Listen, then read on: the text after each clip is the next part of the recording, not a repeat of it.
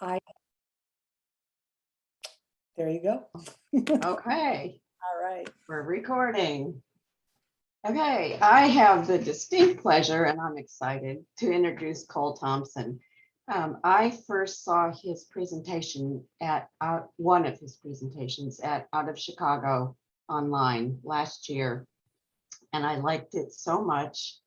I watched it again, and then I joined his newsletter, and he emailed me back, and then I emailed him back telling him that I watched it twice, and he said, "You need to get Netflix." So, anyways, the intro to Cole, I've been sending it out, so you should know who he is, but I'm going to read his words. Cole Thompson is uniquely unqualified to speak on photography. He says, "I've never taken a photography class or a workshop. I don't have a degree in art. I've never worked as a photographer.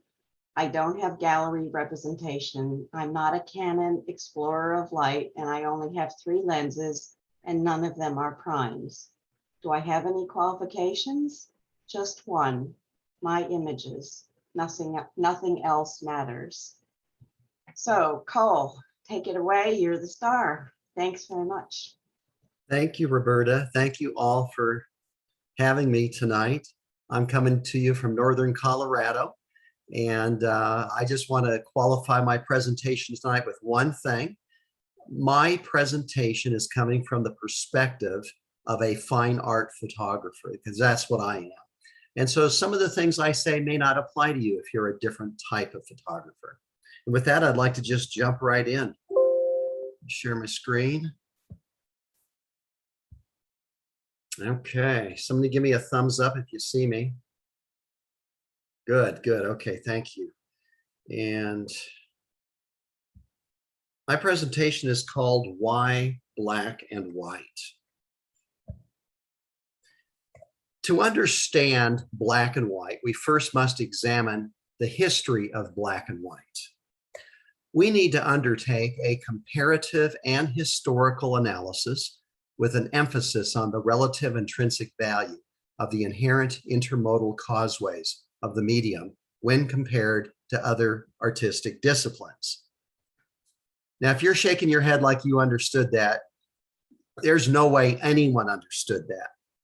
Unfortunately, this part of the presentation is incredibly long and boring. So let's get started. In the beginning, all art was created in black and white. But then color was invented and the world turned colorful. And then photography was invented and it turned back to black and white. And then Kodacolor was invented and it turned back to color. The end. That's about all we need to know about the history of black and white. How many of you would buy a 3-legged dog? Or get on an airplane with only one wing? Or buy a car with no wheels? So why then would you take a perfectly good color image and strip it of all color? Why? It would be like driving a Model T in a Tesla world, or using wet plates in a digital world. It would be like owning a 3-legged dog, just somehow incomplete. I'd like to talk about my journey to black and white, why I love it so much, and why you might consider it. My story begins at the age of 14 in Rochester, New York. I was living there, and I went for a hike one day with a friend, and we came across this old ruin of a house, and my friend said it had once been owned by George Eastman. And that piqued my interest because, of course, Kodak back in the early 60s and 70s was all about Kodak. And that piqued my interest enough that I checked out his biography from the school library and began reading. Before I had finished that book, I had this feeling that I was destined to be a photographer. Now that sounds silly because I had never yet taken a picture.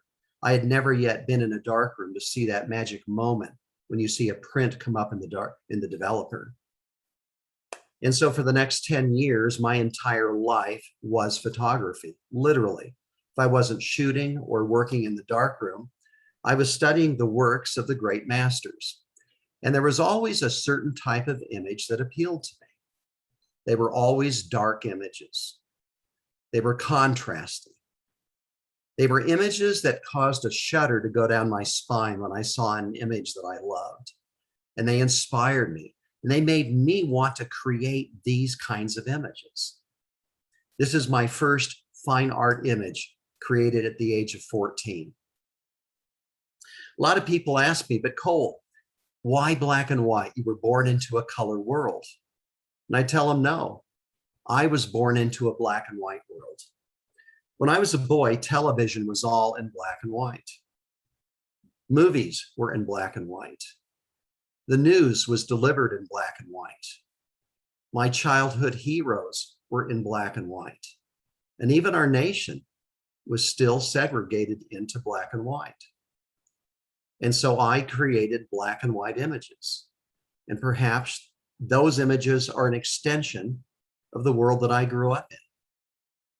For me, color records the surface, but black and white reveals those feelings that lie beneath the surface. Or put another way, color is a happy meal and black and white is fine dining. So what do I look for in a great black and white image? Well, I love a dark image. I love a glowing subject. I love detail, especially when the detail is enhanced with contrast. I love simple shapes, textures, and patterns. And increasingly, my work is getting more and more simple. And I often use long exposures to simplify the image. I'll use a long exposure with water, with sky. I even use long exposures with people. This is the angel Gabriel, and I call this my most significant image because it was the very first time I had stood there and visualized what I wanted the final image to look like. I was photographing on the Newport Beach Pier in Southern California, and it was a crowded day with hundreds of people walking past. But because I'm using a long exposure, those people disappeared, except for those few ghosts who lingered for just a second. The image was interesting, but it was lacking something, a subject. And so I looked around, trying to find someone I could ask to stand in my photograph. And I saw this man eating French fries out of a trash can. And I approached him and asked him if he would stand in my photograph. I would be happy to take him to lunch. And he reluctantly agreed. He was very distrustful of my motives. His name turned out to be Gabriel, and he wanted to hold his Bible. And that's the image that I used and why I called the image the angel Gabriel. Afterwards, we went to a very nice restaurant. And imagine walking in with a homeless person who is barefoot, filthy with matted hair. As we sat and looked at the menu, I said, Gabriel, order anything that you like. And he said, I'd love a steak with mushrooms and onions. I haven't had one for years. And when the waitress brought it, he picked it up with his hands and ate it. He was a delightful fellow. He had once been a drug addict, but was now clean. Turns out that he was from Romania. And I'm half Romanian, so we talked about the old country. As we were getting ready to part ways, I learned that his father lived nearby. And I said, Gabriel, give me your father's address. And if I sell any of these images, I'd be happy to send you a portion. To which he replied, give it to someone who can really use it. I have everything that I need. And Gabriel walked away with his only two possessions, his Bible and his bedroll. Every year I go back to Southern California several times, and I always go back and look for Gabriel, but I've never seen him. A couple of weeks ago, though, I did go back and asked another homeless person if he had seen Gabriel, and he said he had seen him just 3 weeks earlier. So I know that he's in the area still. So how do you learn to photograph in black and white? Well, here's what I do. First, I put my camera into monochrome mode and raw mode. And is so important. In monochrome mode, it allows me to see the image on the back of the camera in black and white. There's no better way to visualize it than to see it in black and white. But because it's in raw mode, it comes into the Photoshop as a color image. Now, why would a black and white photographer want to save the image in color? Well, it's because that conversion process is very important to a great black and white image. And I don't want the camera or Photoshop doing it. I want to do it myself. For example, in the upper left, that image was created in black and white by the camera. In the lower right is what it looked like when I took the color image and converted it myself. Next, very important, don't photograph in JPEG mode and monochrome mode, because then it's going to save the image in black and white, and you won't be able to do that conversion yourself.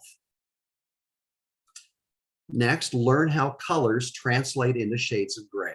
My work is all about contrast. And even more importantly, learn how to manipulate colors into different shades of gray. And that's using the black and white conversion program, and I'll demonstrate it later.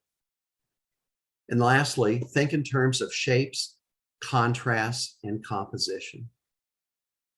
What subjects look great in black and white? I actually think they all do, except for one. Unicorns. Those should always be photographed in color.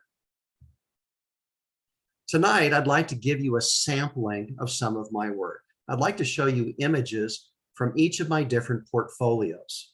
Interspersed, I'd like to share my photographic philosophies. Now, what is a portfolio? A portfolio is simply a group of images that are related or tell a story.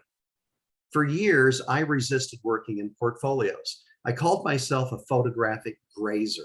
I like to wander about and just shoot whatever caught my eye. And I created some greatest hits, but none of the images were related. Well, a few years later, I decided to submit my work to Lenswork, a black and white publication. And the submission guidelines were pretty simple. Send 15 to 25 images on a single subject. Do not send us your greatest hits. Well, I thought to myself, he's never seen my greatest hits. And so off they went. Well, they came back within just a couple of days with this big hand scrawled note that said, pick one image and send me 15 on that subject. And that was the kick I needed to begin my very first project. Grain silos. Where I live, I'm on the edge of the Eastern Plains. And everywhere you go, you'll find a grain silo. They're at the center of every family farm, and they are featured in every small town. And so for 9 months, I simply traveled about the plains looking for these silos and trying to portray them not as objects of utility, but rather as objects of art.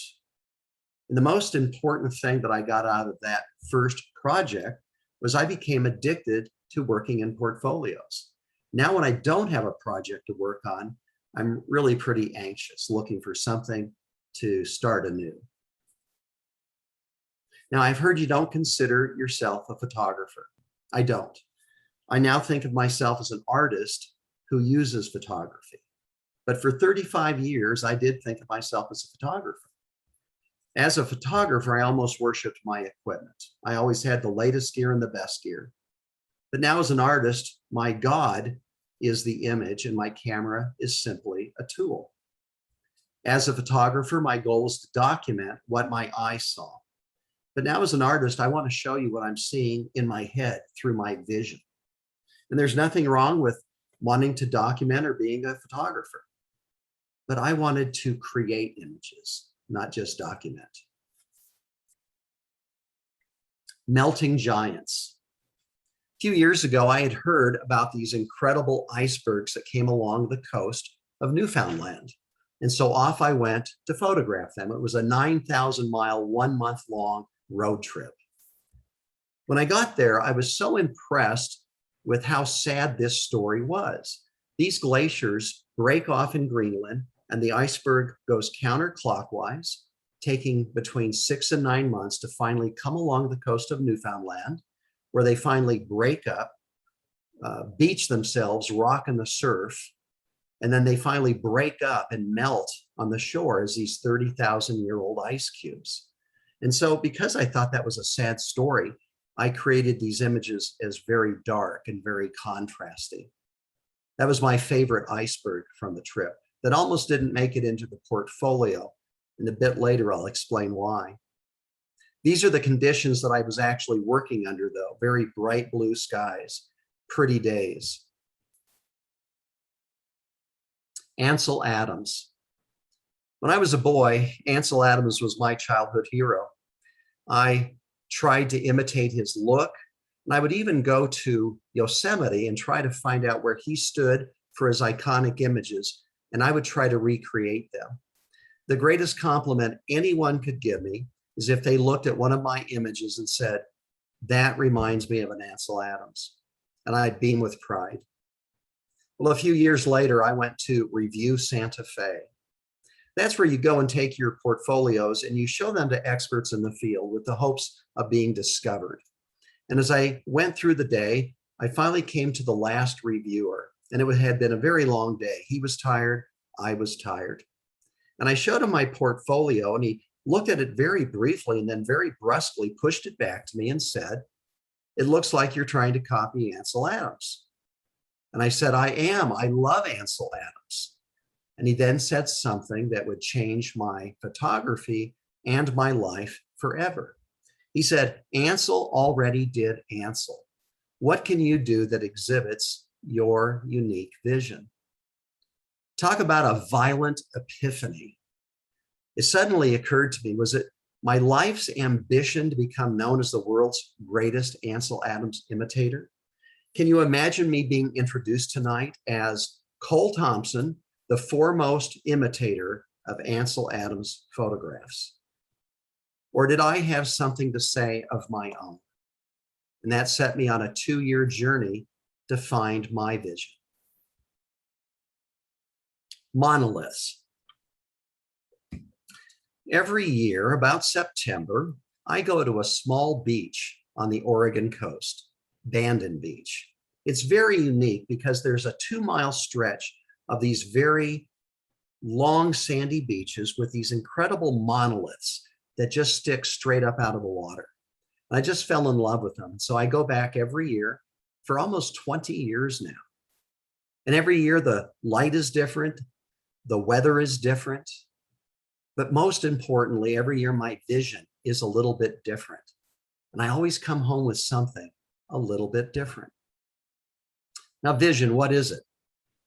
Is it a style that you develop? Is it a look or a technique? Is it a creative talent that you're born with? Is it something that some people have and others don't? Well, it turns out that it's none of those things. Vision is simply the sum total of your life experiences that allows you to see the world in a unique way. Imagine if you could take everything that you've been taught, everything that you've experienced, everything that you believe in, and put it into a blender.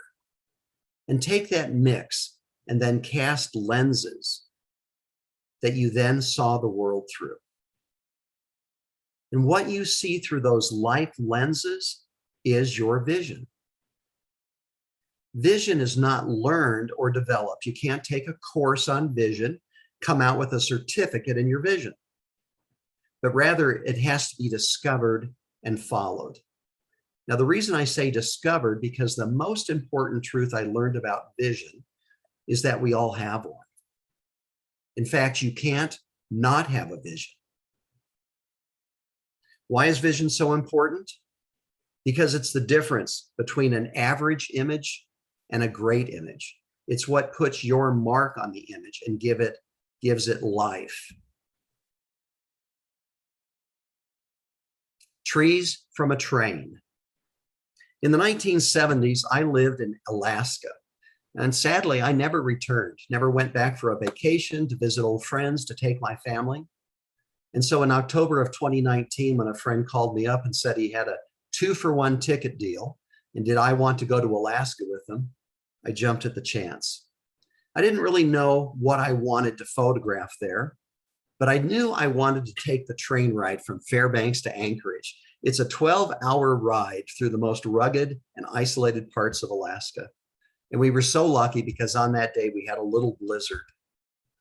Well, the first thing I did, and most people do, is you get on the train, you grab a window seat, and you start looking out the window for something to photograph. But I quickly realized that was going to be challenging because everything was whizzing by so quickly.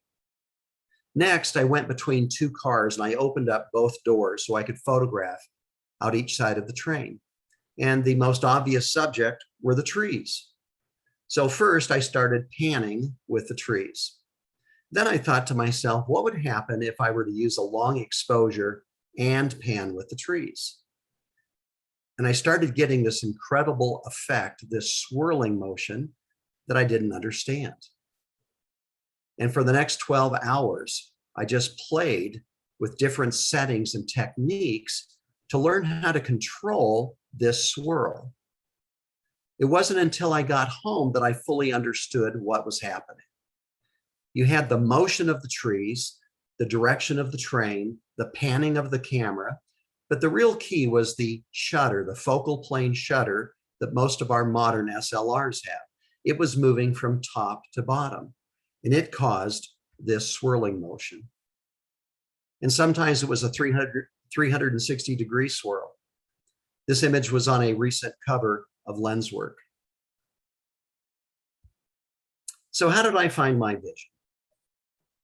I didn't even understand what vision was. So how could I find it? So I did the thing that made sense. I Googled it, how to find your vision. And all I could find was articles about your eyes. And so out of desperation, I just simply came up with 10 ideas, 10 things that I thought would help me find out if I had a vision. The first thing that I did is I printed out the images that I loved and I separated them into two piles. Images that I really, really loved and everything else. Now that might sound like a simple assignment, but it wasn't for me because I found that what other people thought of my images influenced what I thought of them. I might have an image that I really didn't love, but the more popular it was, or the better it sold, or the more it was published, I started loving that image more. So I had to learn to separate what I loved versus what others loved. Next, I looked at that very small pile and I asked myself, what do I love about each of these images? I didn't ask myself, what do they have in common? Because they didn't really have much in common. Next, I committed to never again producing work that I didn't love. If I were in Bandon Beach and I saw this incredible sunset, and I'm not a sunset person, but I knew it would win, get likes, or sell, I didn't pursue it. I felt that I had to be true to what I loved. Next, I practiced photographic celibacy, a controversial practice. I don't look at the work of other photographers.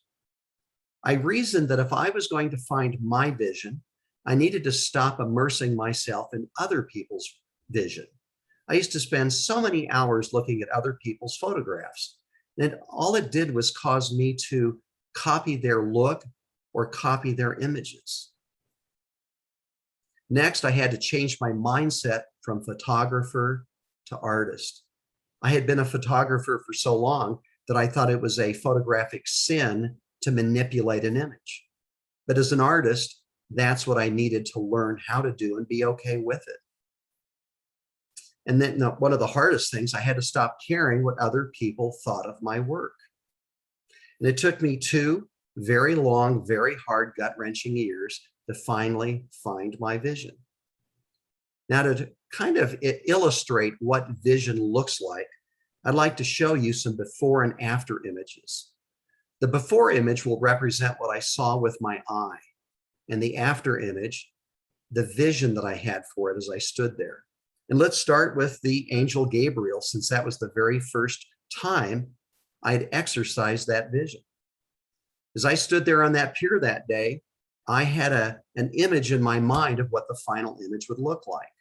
That became a roadmap for me, and it helped me, not just for the shot, but for the processing. It was a guide. It was the very first time I'd ever done that, and it was very exciting to me. This image is called Skeleton. And it's a pile of bones I found laying exactly as they are along the river in my hometown. Now, as I stood there that day, I envisioned these very dark leaves with the very bright bones. But that's not what my eyes saw. My eyes saw very bright leaves and very bright bones. And so because I had that roadmap, though, I was pretty new to Photoshop at the time. I was only about a year into it, and I didn't know how to do a lot. But that vision guided me until I got the image the way I saw it in my head. This is Windmill and Moonlight, shot above Grand Island, Nebraska. And I shot this on a very, very cold, very, the snow had just fallen and there was almost a full moon. So it was incredibly bright. And as I shot that, it was very difficult to get both the sky and the foreground with a single exposure. And so not knowing any better, I simply took two shots, one for the sky, one for the foreground, and cut and pasted the two together in Photoshop. Now, some people will say after seeing your before and after images, I realized that I need to learn a lot more about Photoshop. And that's exactly not my point. A lot of people believe that you got to have the technical skills before you can express your vision. And I so disagree with that line of thinking. I believe in finding your vision first and then obtaining the skills necessary to express it. I rarely have the skills needed when I begin a project, but I obtain them. When I created my series, The Ghosts of Auschwitz-Birkenau, I had no idea of how to create these ghosts that I imagined in my mind. But I learned how to do it because I had this vision. Here's the before and after, and you can see that I had to do a whole lot of work to bring what my eye saw into compliance with my vision. This is that one iceberg that I love so much from Newfoundland. And all of those iceberg images were long exposures, except for this one. He was rocking so badly in the surf that I couldn't do a long exposure. So I simply did a still shot. And then I said, I'll find a way to turn that into a long exposure. And I went home, and with the help of a friend, I just found a technique that made it look just like a long exposure. This was a shot from Idaho. And here's the before and after. And I realized as people might have stood there at that scene, their vision might have been to create that image in color. But my vision is always in black and white. That's just how I see things. Now, my post-processing is incredibly simple. I'm typically using 6 steps in Photoshop. Here are the 6 steps. And what I'd like to do is just kind of run through how I process an image to kind of explain how I use each of these 6 steps. The first thing I do is I bring that color image into Photoshop, into the raw converter. Now remember, it's in color because I was shooting in raw. No matter what you do to your settings, if you're in raw, it's going to come in as a color image. And the first thing I do is just play with those sliders until I get the image looking as close to my vision as possible. I really don't know what I'm doing. I'm literally just playing with the sliders. Next, this is where the real magic begins. I do the black and white conversion. And the conversion tool pops up the set of color sliders. And they allow you to drastically change the look of the image. It's like adding a color filter after the fact. Let me illustrate. This image here, all 4 of them are the same image. And the only thing I've done is change 2 of the color sliders.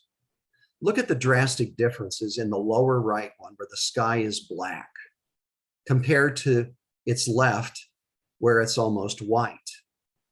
So those color sliders really can affect the look of the image. Next, I adjust my levels. And what this means is it ensures that I have a true black and a true white. I find many people simply look at the image and say, oh, I've got a great black and I've got a really good white. But the only way to really know is to look at your histogram. And this histogram tells me that this image has neither a good black or a good white. So that allows me to adjust it so it does.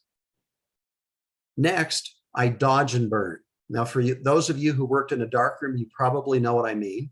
It's simply being able to work very small portions of the image without affecting the rest of the image. And I do that with a pen and a tablet. That allows me to work in very small areas. And in this image, I vignetted and darkened the sky. I increased detail in that frothy foam. And I burnt down to some distracting detail in that foreground. And you're able to work very slowly. Next, I add contrast. Not just because I love contrast, but because when you look at an image on a monitor, it always looks great. But then you go to print it out and it looks very flat. And so by adding contrast, I can overcome that problem. And the last step, the sixth step, is simply spot the image. I never clean my sensor, so I've always got a lot of spotting to do. And those are the 6 steps. And there's your before and after. Now, popular photography called me the Photoshop heretic. They said that I did everything wrong in Photoshop.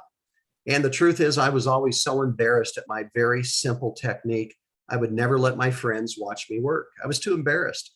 They had these elaborate processes with plugins and layers and masks and levels, none of which I know how to do. Then I realized it doesn't matter. The only thing that matters is the final image, not how you got there. And truthfully, I find simple is always better than complex. Now I'd like to share the real secret to post-processing, even more important than those 6 steps. It's knowing what you want to do, not knowing how to do it. Anyone can learn the how to do it, but having that vision is the key. When I stand before an image, I always know in my head what the final image would look like. I never just take an image and play with it, hoping to stumble upon a great image. I know what it will look like.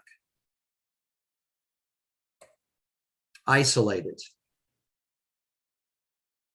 Isolated is a very simple portfolio about isolation expressed with trees. This is an open project, an open portfolio, meaning that I'm still working on it. And I love having several open portfolios at any one time, because no matter where I go in the world, I'll always find an image that will slip into one of these portfolios. When I was up in Newfoundland, I went to New Brunswick and I went to the Bay of Fundy. It's famous for having the highest tides in the world, over 55 feet. And I really wanted to shoot these rocks, the Hopewell rocks, at high tide. But when I got there, it was low tide. And it took a long time. I was there for over 10 hours waiting for the tide to come up. And I positioned myself down at the bottom step going into the bay. And by the time the water had risen, my tripod was partially underwater. And it was so dark that I had to use an 8-minute exposure, but I got the shot. So when you go to a new location, how do you prepare? Well, the honest truth is, I don't. When I go to a new location, I do only 2 things. I book a flight and I rent a car, period. I do not book a hotel. I do not look at other photographers' work from the area, and I never look at a guidebook to see the must-see sites. Now, why don't I want to see the must-see sites? Well, because the must-see sites have been photographed 1 billion times by 1 million other people. I always laugh when I go to Death Valley and I go to Zabriskie Point, because every morning, dozens and sometimes almost 100 people will be lined up to take the same photograph. And they're so intent on this one image because they saw it in a guidebook, they completely miss what is 180 degrees behind them. This is the image I created called Time Number 2. Ukrainians with eyes shut. My son was in the Peace Corps and assigned to Ukraine. And so my wife and I went off to visit him. And as is my practice, I made no preparations. I only knew that I trusted that I would find something that would inspire me and I would come home with a project. Well, I was into about day 3 and I hadn't seen anything yet. And I was starting to get a little nervous. You start counting down the days remaining. And that puts even more pressure on you. The people were interesting, but I always have a problem photographing people in a foreign country. When you ask to photograph them, they always put on the big camera face, the big smile. And I didn't have the time nor a common language to break down these barriers. So as I contemplated this problem, I was at a bus stop and I saw this guy leaning against the wall. And I went up to him and I held up my camera and I said, "Photographer." And he nodded. I said, "USA." He nodded again. Then I did that universal gesture for, "Can I take your picture?" And he nodded. And I took his picture. Then using sign language, I said, "Stop, close your eyes." And he scrunched up his face as if to say, "What?" And I said it again, "Close your eyes." And I took his picture. And I found that it got rid of the camera face. And I liked the look. I liked what it did. And so for the next 10 days, I walked around the streets of Ukraine, stopping people and asking them through sign language if I could photograph them with their eyes closed. I was in Lviv, working the streets, when this little old man, 5'0" came shuffling up to me and in very broken Italian English asked me what I was doing. And I explained. He said nothing and then shuffled away. A few minutes later, he came shuffling back with a camera in hand and said, "Can I take your picture?" And I said, "Sure." And he said, "With your eyes closed." And he took this picture of me and emailed it to me. And I'm so glad that he did, because at that moment, I appreciated how trusting you must be to close your eyes on the street for a stranger. Is this a joke? Are my belongings safe? Am I going to get pickpocketed? So I was very grateful for that experience. Do you dance? This is a story told by an emergency room physician that I heard on the radio. This physician was working on the Navajo Indian reservation one Saturday when an old man with long braided gray hair came in and stood and stared off into the distance.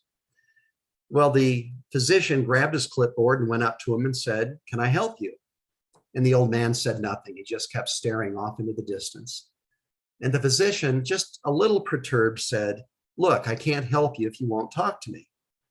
And the old man turned and looked at him and said, "Do you dance?" This caught the physician just a little off guard, and he stopped and pondered that for a moment. And he wondered if this perchance wasn't a medicine man who believed in healing through song and dance. And so he said, "No, I don't. Can you teach me?" And the old man said, "I can teach you to dance, but you must hear the music." And I thought about that story for 2 reasons. The first, my wife a few years ago decided that we needed to start going out dancing. And so she signed us up for dance lessons. How I learned to dance and how my wife learned was completely different. I learned by memorizing the dance steps, and I would stiffly stand there and count out loud. 1, 2, 3, 4. 1, 2, 3, 4. My wife closed her eyes, listened to the music, and flowed with the music. I remember the first time we went out dancing, she whispered in my ear, "Are you going to count out loud all night?" I learned the mechanics of dancing. She felt the music. And that reminds me also of how we as photographers sometimes learn photography. We often learn the technology. We love it. Lenses and gear and depth of field and all the things that we love to play with. But you must hear the music. Otherwise, our images will be stiff and stilted like I was dancing. Harbinger. A few years back, my number 4 son, Jem, and I were out for a father and son outing in eastern Utah. It was a very hot summer day. And as we drove down the highway, I saw these mud hills off to the north. And I told my son we were going to stop. Well, if you've ever photographed with members of the family who don't photograph, you know what that elicits. A lot of moaning, complaining. "Oh, do we have to stop? Oh, can I stay in the car and watch a movie?" No, it's way too hot, Jim. You need to come with me. So up the hills we went, and we were photographing, and my son the whole time is complaining. How much longer? Can we go now? You said 10 minutes, 10 minutes ago. Finally, I was just tired of his complaining, and I really wasn't getting anywhere with the image. It was interesting, but lacking something. And I finally just told him, fine, Jim, we're going back to the truck. And we got back to the truck, and I just glanced over my shoulder to look at those mud hills that I had been photographing. And I noticed a single white cloud that was traveling very quickly across the top of the mountains. And I said to him, we're going back. And we ran back up the hill, got out the tripod, got the gear set up again, and I got off one shot. And I always name my images the first thing that comes to mind. And I named this image Harbinger, which means an omen of things to come. And people loved the image, would often ask me if I was going to do a portfolio on it. But I'd kind of chuckle to myself thinking, what are the chances?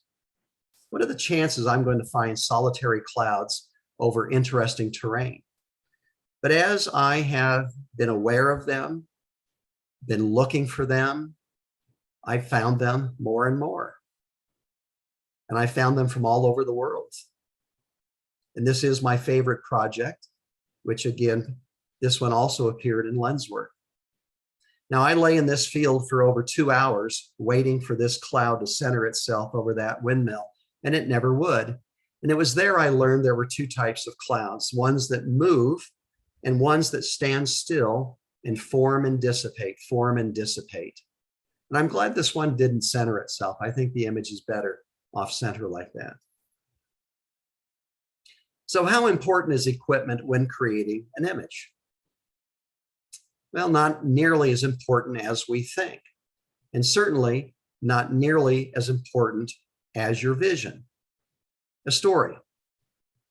A famous photographer was invited to dinner by a wealthy New York socialite.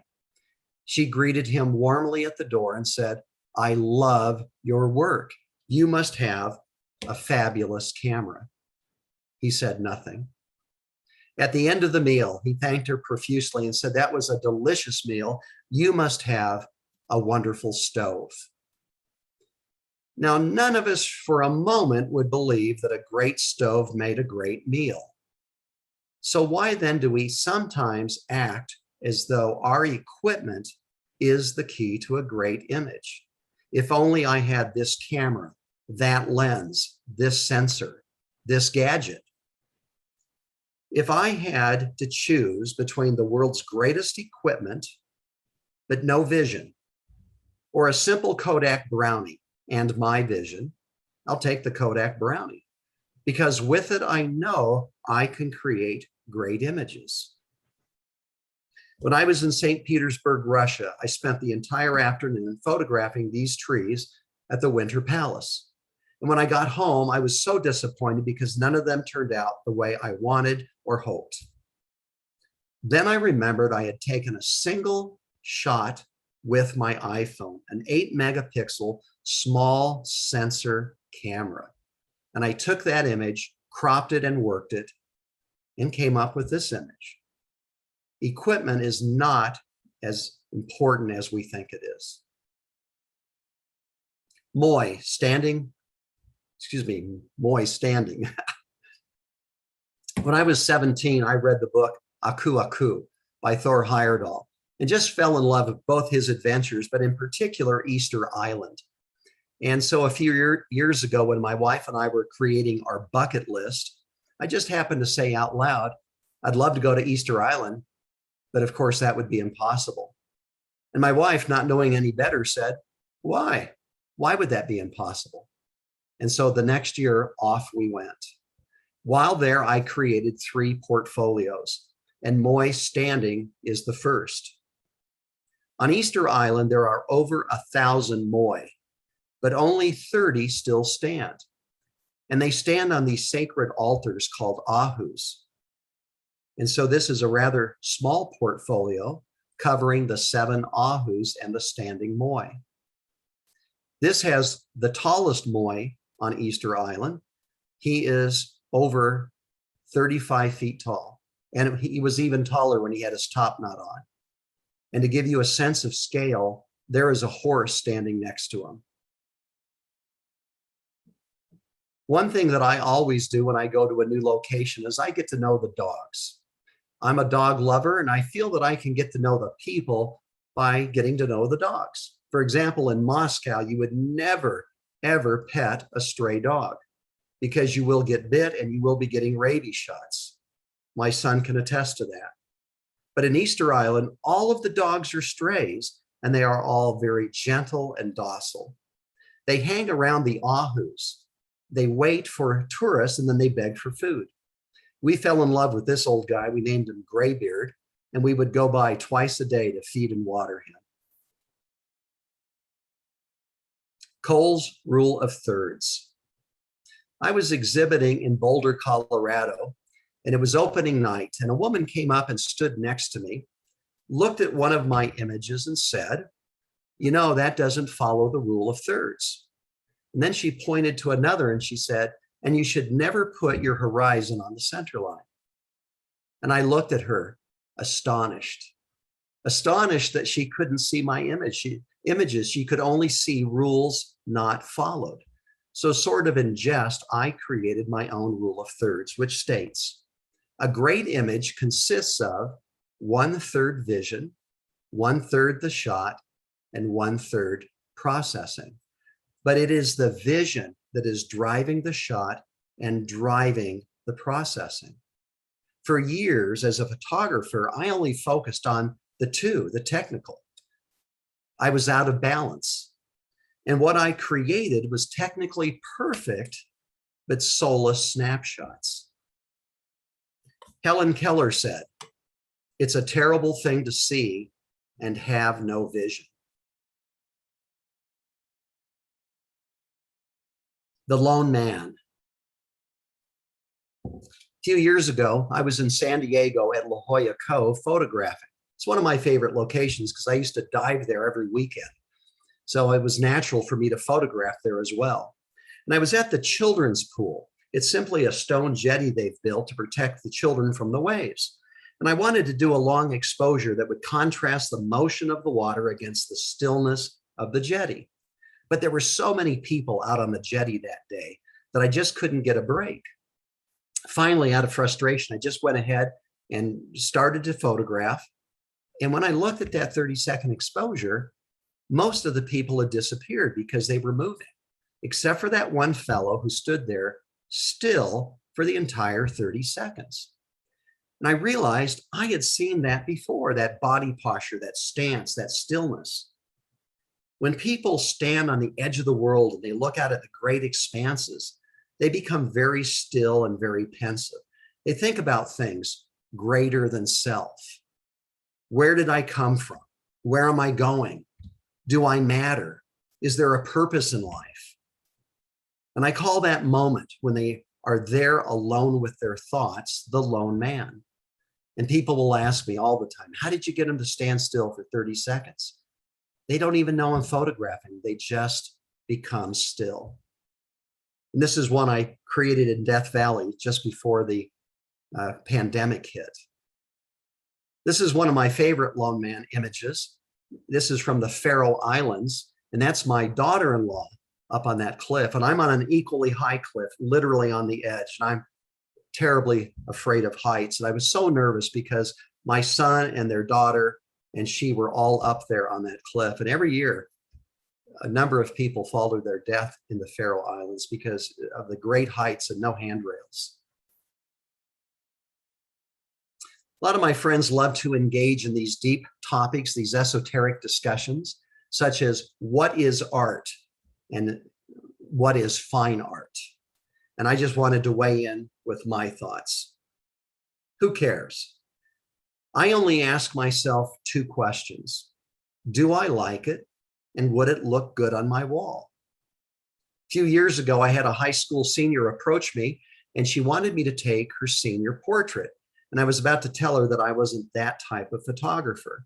But then she said, I want to do something different, something no one else has ever done. And that piqued my interest. And so we created this image, which I called Ingrid Surrounded. Well, a friend of mine who's got an MFA in photography happened to see the image and said to me, well, you know, Cole, that really isn't a fine art image. And I said, well, Russ, I never claimed that it was, but pray tell, why isn't it? I thought maybe there was a cow rule I was unaware of. And he said, because everyone knows that in a fine art image, the subject never smiles. And I thought, how pompous, how silly. I say create what you love, no matter what it's called or what others think. Sometimes others don't understand or like my work, and that's okay. I don't create it for them. At least I shouldn't.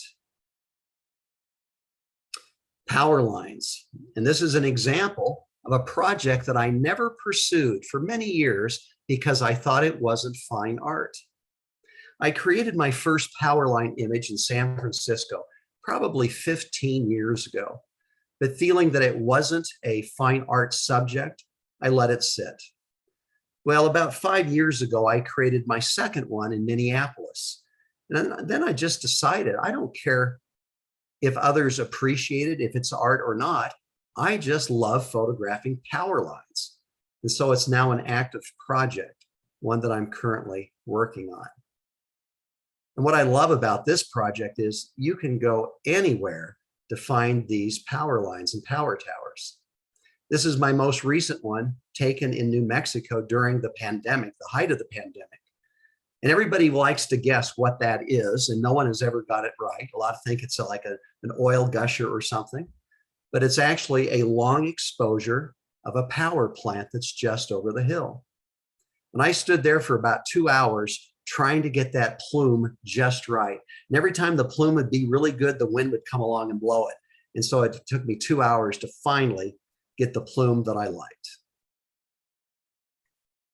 So how do I pick a subject? Well, the truth is I don't. It just picks me. I used to carry around a list in my breast pocket of ideas. Did that for years, and then I realized I had never once used one of those on the list to create a new project. Every project just hit me in this moment of inspiration and passion, and I ran with it. And I'd like to tell you about one such project called ceiling lamps. I was in Akron, Ohio, not far from you guys, and I was checking out of a hotel when I just happened to look up at the ceiling in the lobby, and I noticed this ceiling lamp. And for whatever reason, at that moment on that day, it fascinated me. So I pushed the table out of the lobby and I lay on the floor and looked at that lamp. And then I photographed it. And I started doing that to all the lamps that I could find. And I don't think anyone would have known these were ceiling lamps because of how I shot them if I didn't tell them. And I created this portfolio of these ceiling lamps, and I would group them in different ways, just having fun with the project. And then recently I was in Moscow and saw these great Soviet era lamps to add to the collection in their subway. This was also featured in lens work. A lot of people ask me why I create. As mentioned in the beginning of the program, I've never worked as a photographer. I've never been given an assignment. I've never sought to earn a living from my work. I just do things because, well, I remembered why I did things when I was a 14-year-old boy, why I created, simply to please myself, the pure joy of creating. But then I noticed that I could use my photography to get positive feedback from family and friends, from teachers. Then I started trying to win contests because I argued a contest win was evidence the image must be good. Then I wanted to build a resume, thinking that no one would ever take me serious as a photographer if I didn't have an extensive resume. Then I wanted to become famous, the next Ansel Adams. Then I went through my money phase, wanting to earn money from my work. And it took me 50 years to come full circle and to once again create for the same reasons I did as a 14-year-old boy, simply to please myself. Sometimes I'm pretty discouraged that it took me 50 years to learn that very simple lesson. But ultimately, I'm happy that I did learn it. I learned that I do my best work when I create for myself. Linda Ronstadt said, I mean, it's nice to be acknowledged, nice for your work to be acknowledged, but it's not what you do it for. You do it for the work. And if you're doing it for the prizes, you're in big trouble. Moay at the Quarry. This is the second portfolio created from Easter Island. This is a unique portfolio when you look at my others because it's very high key and it focuses on the quarry where all the Moay were carved, where they began their lives. They would carve them out of the rock, then they would slide them down the hill and plunk them into a hole they had dug so they could work on their heads. And while Thor Heyerdahl thought the great mystery of Easter Island was how they moved these behemoths, I really think the great mystery of Easter Island is why did they suddenly, in a day, drop their tools and walk away? Their tools are laying at the feet of the Moay, unfinished, and no one will ever know why. So what photographic rules should you follow? None, unless you want to create average images that look just like everyone else's who are following the same rules. Do you remember paint by number? We were promised that if we were to follow the rules, we could create a masterpiece. Well, maybe not a masterpiece, but a competent imitation of a masterpiece. You don't create a masterpiece by following the numbers or by following the rules. At best, all you'll produce is a crude imitation. Ansel Adams said the so-called rules of composition are, in my opinion, invalid, irrelevant, immaterial. And an ex-Ansel Adams imitator said, there are no need for rules when you have found your vision. The Dunes of Nude. Every January, I go to Death Valley. Been doing that for almost 20 years now. Funny because my father once said, I drove through Death Valley once. I don't know why anyone would ever go back a second time. But I'm in love with Death Valley, and in particular, the dunes. Every morning and every evening, I go to the dunes when the sun is very low, the shadows are very long, and the contrast is very high. And they always reminded me of a portion of the human nude. And so I called it the Dunes of Nude. And like Band in Oregon, I go back every year, year after year, but I always come home with something just a little bit different. Now I'd like to share the key to a great image, the key.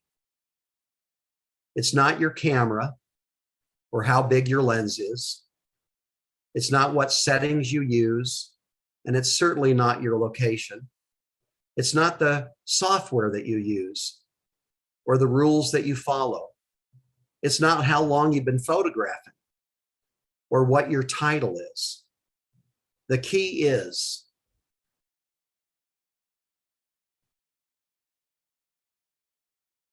your vision. Vision is the first and most important step in creating a meaningful image. Meaningful to whom? To you, because no one else matters. Sugimoto said, if I have a vision, my work is almost done. The rest is just a technical problem. Linny, a portrait of breast cancer. Linny was a customer of mine. She had bought the Angel Gabriel from me. And about a year later, she phoned me up and said, I've got breast cancer. I've had a mastectomy, and I want you to photograph me. And I said, Linny, I'm so sorry to hear that. But I really don't do that type of work. And she goes, I don't care. I want you to do it. I go, Linny, look, I don't have the right equipment, the right skills. I don't have any lighting equipment. She goes, it'll be fine. I want you to do it. I said, Linny, let me give you the name of a person whom I know who can do this type of work. She specializes in it. She goes, no, I want you to do it. So off I went to Grand Junction to photograph Linny. She was insistent that these images be made and shown to others. I found Lenny to be beautiful and dignified, but it was a sensitive subject and I was uncomfortable, and I can't imagine how uncomfortable Lenny was. And as I photographed her, I had a vision of how I wanted to portray her. And all along the shoot, I had this one question that I wanted to ask Lenny, but I was afraid to ask it, afraid that it might ruin the mood of the shoot. So as we got near the end and I was getting ready to put my gear away, I finally summoned up enough courage and asked Lenny, what is your prognosis? And she said, I'll be dead by Christmas. That was in July. Fortunately, Lenny got into an experimental treatment program and survived, and has a full head of hair today and a renewed lease on life. And I'm so grateful that she kind of forced me into that situation, because sometimes hard things turn out to be good things. I don't know if you experience this, but people often are telling me what I should do with my images. Sometimes they are diplomatic and they'll say, if this were my image, here's what I would do. But sometimes they're just a bull in a china shop and they'll say, look, here's what you need to do to that image.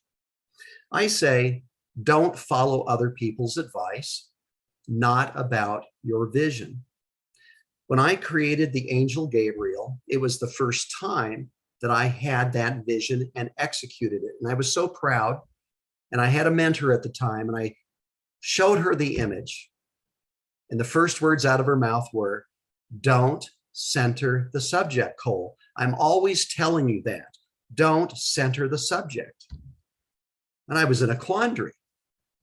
This is how I saw the image, but I've got my mentor and expert telling me to do otherwise. So I went home and I tried cropping it off center. And I absolutely hated the image. Hated it because that's now not how I had seen it. She might have seen it the other way, but it was my image. There are no experts when it comes to your image. Another story. A photographer was exhibiting his work for the very first time. In attendance was a well-known art critic. The art critic approached the photographer and said, would you like to hear my opinion about your work? Sure, said the photographer, let's hear it. It's worthless, said the art critic. I know, said the photographer, but let's hear it anyway. There are no experts when it comes to your vision. And more importantly, don't ask other people what you should do with your images. That tells me that a person doesn't know what their vision is for the image. I'll have people ask me, what would you do with this image, Cole? And I'll tell them, look, if I told you what I would do and you did that and you kept doing what I would do, soon your images would look like mine. And believe me, you don't want that. Confucius say, they who walk in another's footsteps never finds their own path. Moai, sitting for portrait. This is the third and final portfolio that I created at Easter Island. Getting to Easter Island is difficult. They call it the most isolated inhabited place on earth. I flew from Denver to Toronto to Santiago and then out to Easter Island. Long, long flights. And on that long leg, I fell asleep and had a dream. I dreamt that the Moai were actually living beings. And I had taken 2 stands and a big roll of paper and set up an outdoor studio. Then I went from Moai to Moai, inviting them to come and sit for a portrait. What I didn't appreciate at the time was that the Moai had been so poorly treated by outsiders that they didn't trust me. And most said they wouldn't come. Many said they were too old or too infirm. And others simply said they didn't want to run into other clan members whom they had a dispute with. So after issuing the invitation, I really didn't know if anybody would show up. Well, the day and the hour came, and at first no one did show up. But slowly, some of the younger Moai came and sat for a portrait. And as word got out of their positive experience, more and more of the Moai came and sat for a portrait. Well, I woke up from that dream, told my wife about it, and then I said to her, you know what? I'm going to do it. I'm going to invite the Moai to come sit for a portrait. And I did invite them, and they did come. Now, of course, the Moai didn't come to me, but rather I went to the Moai. I would photograph them under cloud cover. Then I would outline them in Photoshop and place them on a digital backdrop that I had created. And then I would dodge and burn them to create highlights to make it look like they had sat under studio lighting. It was a fun project, and I really got to know the Moai really well from this project. And this also was featured in Lens Work. Vision blockers. I stated earlier that the most important truth I learned about vision was that we all have one, that you can't not have one. But we all lose touch with our vision for some reason, to a point that I didn't ever believe I had one. I believe we're all born with incredible creative talent. But at some point, well-meaning teachers and parents and friends say things like, there's only one sun and the sky's supposed to be blue and people are supposed to be this color and grass is supposed to be that color. And we start listening to experts and we lose our vision. When I was a 14-year-old boy, I believed that I started off with a vision, but I started putting on these vision blockers. I think of vision blockers as these glasses. And every time I listened to someone else, every time I cared what others thought, every time I tried to win contests over pleasing myself, my vision blockers got darker and darker and darker until I could no longer see my own vision. To find my vision again, I had to let go of my vision blockers. My vision blockers were caring what others thought. I had to let go of conforming to what others were doing. Let go of following rules, of worrying if others would like my work. Let go of trying to win contests or getting likes. I had to let go of photographing the right way. I had to let go of trying to please others. Let go of other people's expectations. Let go of the fear of criticism. In other words, let go of everything. And once I did that, my vision was able to emerge again because I was creating for myself. I became free to create whatever I wanted, however I wanted. Vision is what's left over when you remove all of your fears and insecurities, when you stop complying and conforming, and when you ignore what others are doing and you pursue just what you love. There's great power in not giving a damn. The Faroe Islands. I was watching the Shetlands TV show on BBC, and all the time the actors were on screen, I was looking past them at the incredible coastline of Shetland Islands. And I decided I was going to go there, but I didn't know where it was. So I got on Google Maps and became distracted by something even more interesting. A group of 17 islands out in the middle of absolute nowhere. And so off I went for a month. The Faroe Islands are by far my favorite location because they are so isolated. The weather is so varied. The geography is so varied. If you're a color photographer, I've never seen greener greens or bluer blues. Just an amazing place. And at part of the time you felt like you were in the 1700s. People have these sod roofs and stone walls. And then a few minutes later, you're on an undersea tunnel connecting two islands, a bright lit undersea tunnel with a roundabout under the ocean. Every day I would come out of one of those tunnels and I would be greeted with this scene and just loved it. I must have shot it 50 times. And this is the image I finally chose. So how long do projects take? I've talked about projects that I've been working on for over 20 years. I talked about the grain silos that took 9 months, the trees from a train that took 12 hours. The truth is they just take as long as they take, and there is no correlation between how long a project takes and how good it is. I'd like to share with you a project that I completed in an hour and 45 minutes. The Ghosts of Auschwitz-Birkenau. While my son was in the Peace Corps in Ukraine, we had a couple of extra days and decided to go next door to Poland. Took the train over there. And we stayed at Krakow at the city square. We were talking about what to do with our time. And I knew that the death camps were nearby, but I didn't want to go to them. I don't like sad stories. I don't like sad movies. And I sure didn't want to go to a place called a death camp. But the family outvoted me, and so off we went. We took a tour bus from Krakow. And while we were driving over, I thought about the place we were going and how sacred it must be. And I decided that I shouldn't photograph there. I thought it would be sacrilegious, or at least irreverent. And so as we got off the bus, I asked the driver if I could leave my gear on board. And he said, no, he wouldn't be responsible. Well, we began the tour. The first thing they do is show you a book.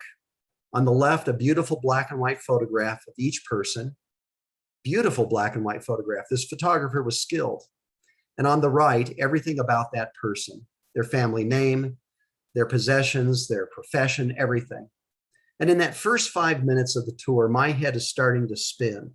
And it's saying, why are they taking such great care to document a person whom they will either outright kill or starve to death? Why? Then they took us into the room with the iconic piles, the pile of glasses,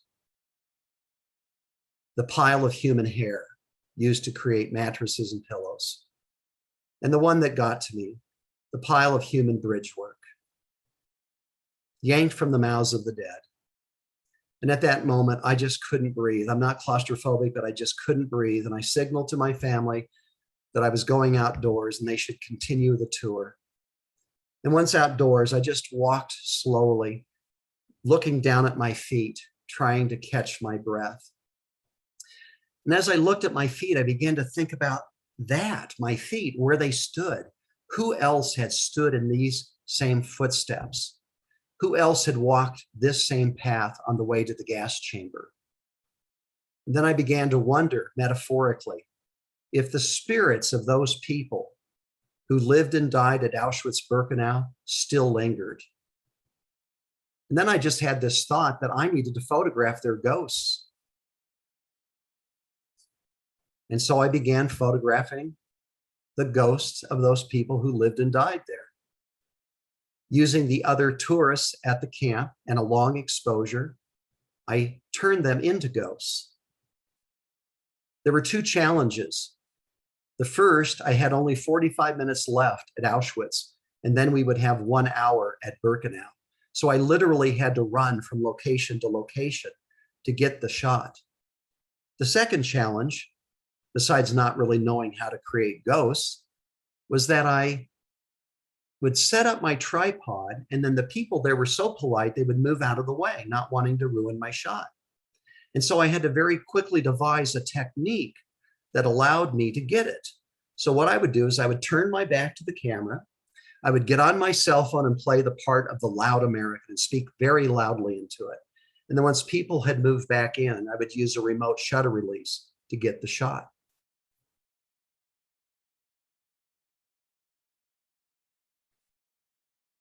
This is the only image that I allowed a living person to be in the scene. And I remember at the time what that living person meant to me. But I never tell people what I think an image means. I don't want to plant the seed into another's head. But it's been interesting. I've asked people what it means to them, and I've heard over a different interpretations, all different than mine. What does it mean to you? And the gas chamber with the spirits escaping. One of the blessings that have come into my life from this project is that I've been able to exhibit this work at many Holocaust museums and meet over 100 survivors.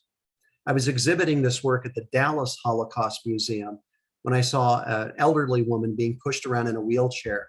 And as she got to each image, she would lean very far forward and closely examine each one.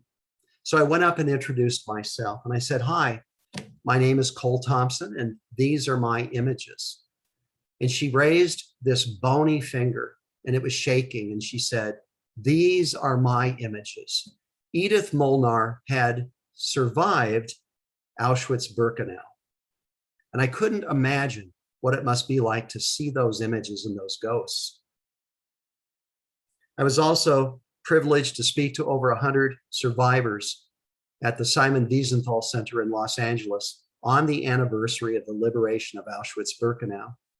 And, you know, we've all heard stories, we've heard recordings, but to hold a survivor's hand and hear their story out of their own mouth really does send chills down your spine. They are like living history. And of course, like our World War II veterans, there are very, very few remaining at this point. So my final tip for the night is, what's the easiest way to make money from fine art photography? And that would be to sell your equipment.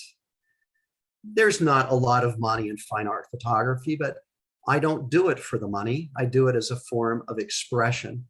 I'm not good with expressing my feelings or emotions, but I hope that my images do express those for me. Summary tonight. Three-legged dogs are awesome, and so is black and white. The real key is your vision. Forget the rules.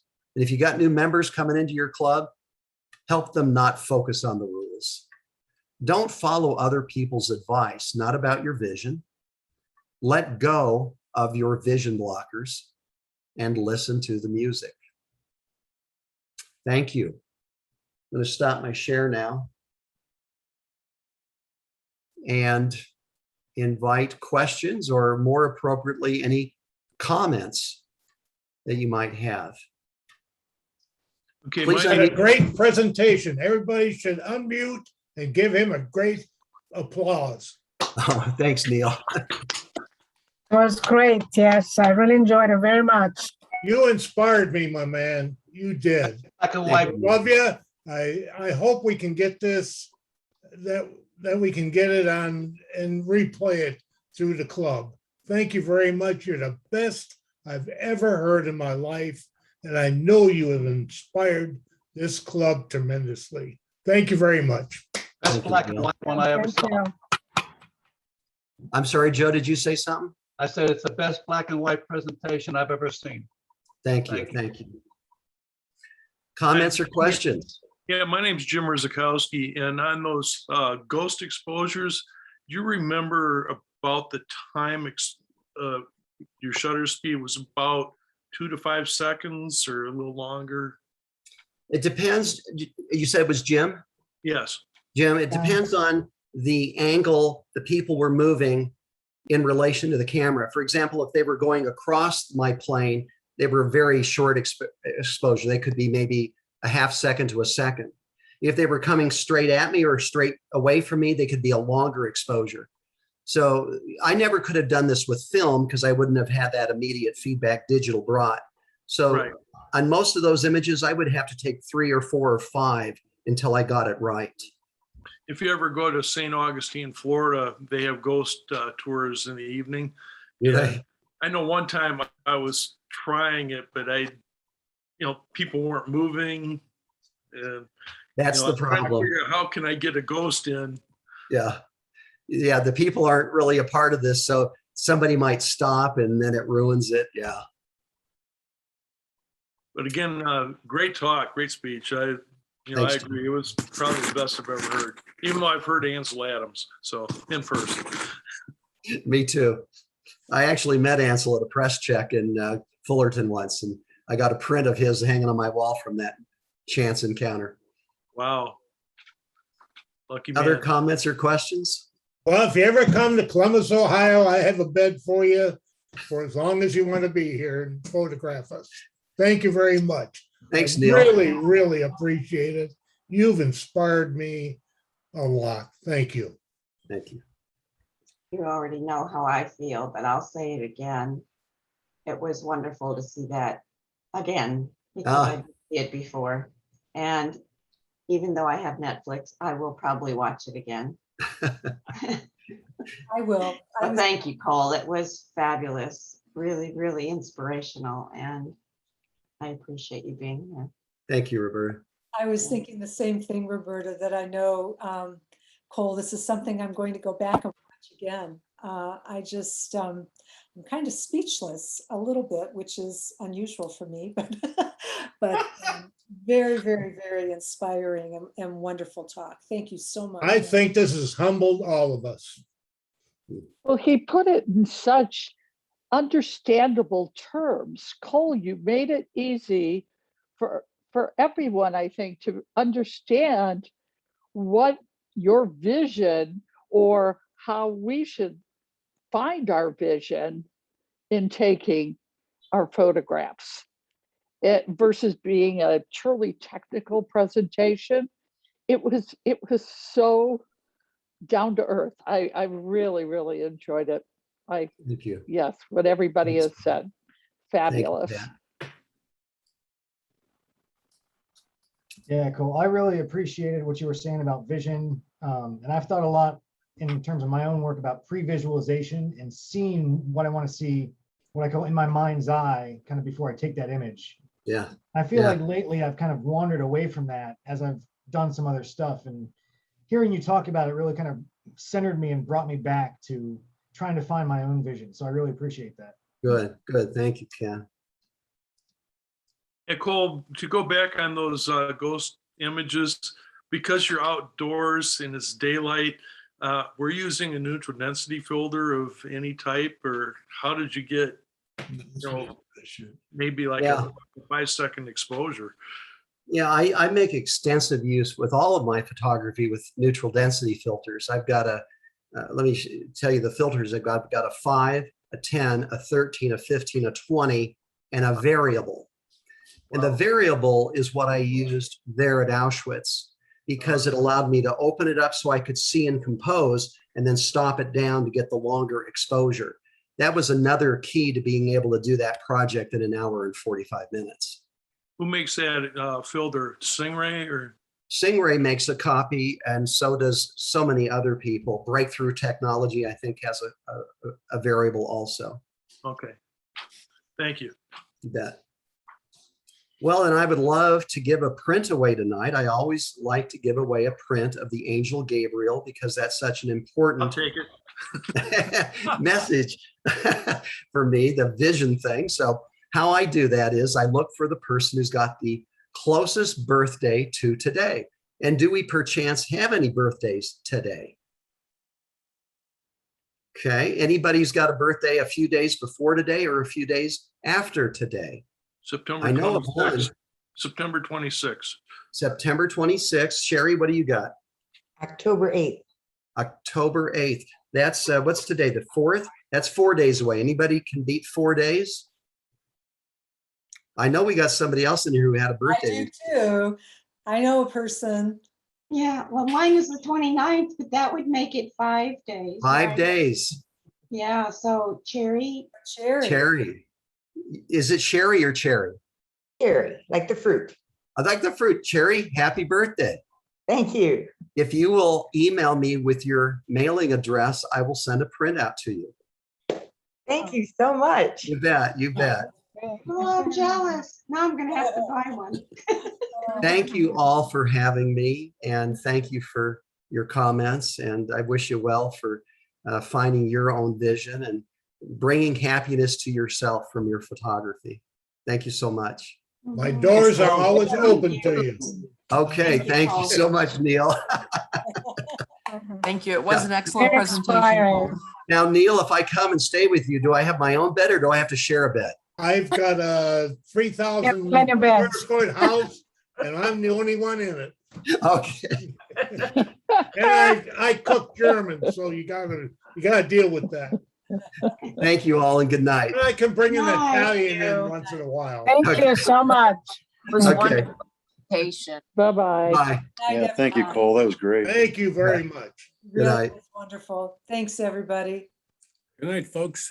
Good night, everybody. Wonderful to Good see night. everyone. Night. Thank you. Thank you for everybody for presenting this. You're a great club, And I hope we just keep moving on. It's just inspiring the way Thank you, we're Neil. moving. Thank And you. everybody renew your membership and get your friend to renew it because this is a great club. Thank you very much. Thank you. Thanks, Neil. Thanks, Appreciate it. I agree with him. Everything is great. Yeah. Thank you. Good night, everybody. Good night, Good job, everyone. guys. Close to you. Yeah. Bye.